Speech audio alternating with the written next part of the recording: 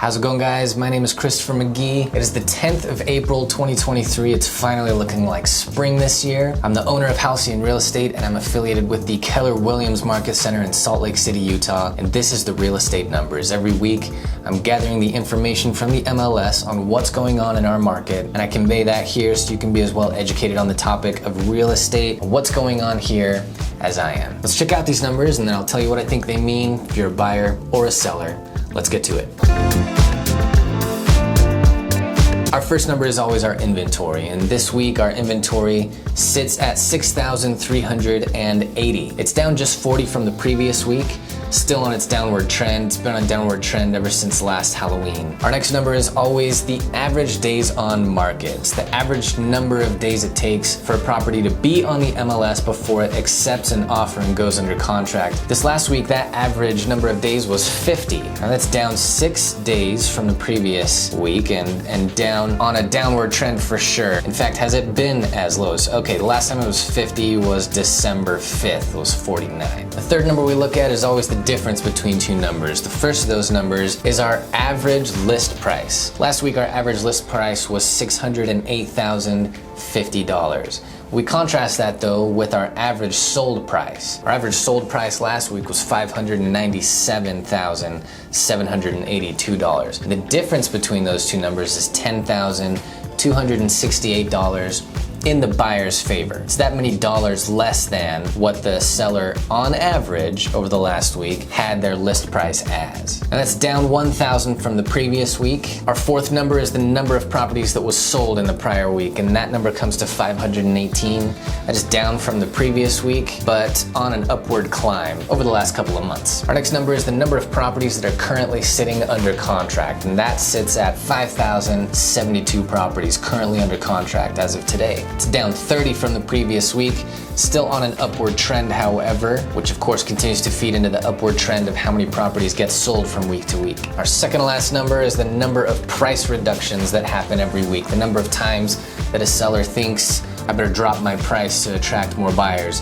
That happened 488 times last week, which is up just 9 from the previous week, but certainly on a downward trend from the mid to upper 500s over the last couple of months. And then our very last number is the number of times that a listing contract either expired, was canceled, or was withdrawn from the MLS. The number of times that happened last week was 219, and that's the lowest we've seen it. It's vacillated between the 400s and 200s, but it has not hit 219, certainly this year yet.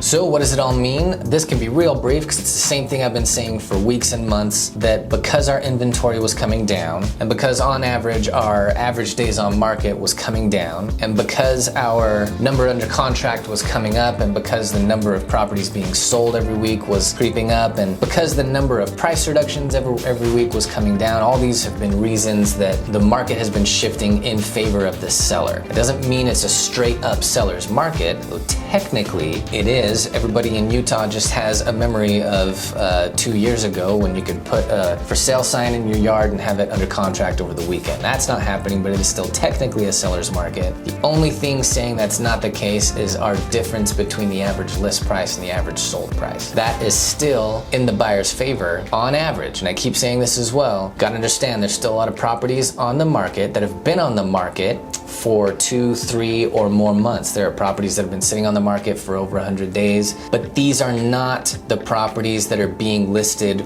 right now. The properties that are being listed now are going in a matter of weeks, and that means that we're looking at an average of what's being listed right now and what was listed 3, 4, 5 months ago that's still hanging on, not adequately dropping their price. And when people look at it and see that it's been on the market that long, they wonder what's wrong with it and they look for other things. So this difference between average list and average sold price shouldn't tell you that this is a buyer's market, because all the numbers are moving in the other direction. This is the only number hanging on, showing us that there are possible good deals for a buyer still. Now, when I say possible good deals, I don't mean there's no good deals. I just mean relative to what the list price is, you could still get possibly under that. And if you're a a buyer, what you want to do is look for if you want the best deal, and that's your priority over the nature of the home or where it is or the finishes in it or anything like that. If you're gunning for the best possible deal, then what you're gunning for is properties that have been on the market for 3-4 months and don't have offers yet. Those are the properties where you would expect that it would be most likely that you could not give a lowball offer, but give a certain percentage under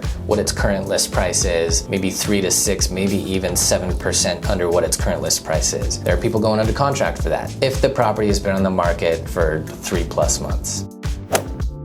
Okay guys, that's it this week. If you have any questions about any of the numbers we've gone over in this video, feel free to reach out to me in the comments. And if you or anybody you know is looking to move in the coming months this year, I'd be happy to help. Just reach out to me. You can reach out to me by phone at 801-834-9713.